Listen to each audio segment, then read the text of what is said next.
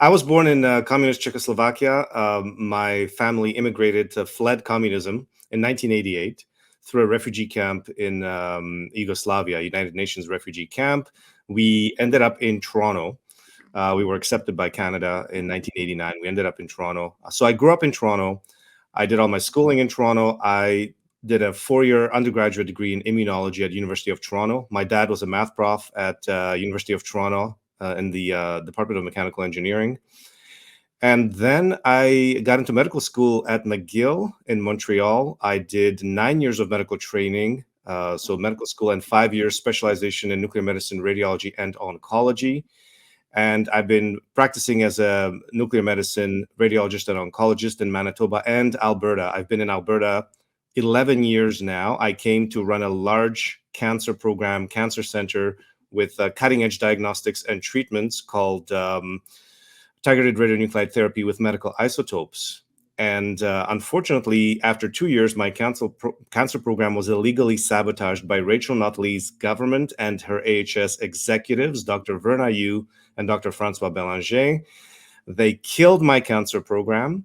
And what they did was they effectively harmed or murdered about 2,450 of my cancer patients who I followed either via cancer diagnostics or cancer treatment. I had several hundred cancer patients under my care as a primary oncologist in Edmonton at Cross Cancer Institute.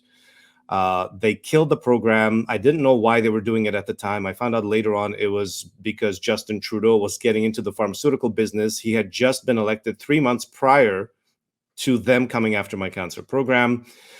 In 2017, the NDP government and their AHS executives offered me a $400,000 settlement offer, a bribe, and to sign non-disclosure agreements about what happened to my cancer program. I refused. They took my medical license hostage. This was 2017. They've been holding my medical license hostage ever since. They've told me they'll never allow me to practice medicine again. They'll destroy my medical career, medical reputation. They'll come after my family, and they have.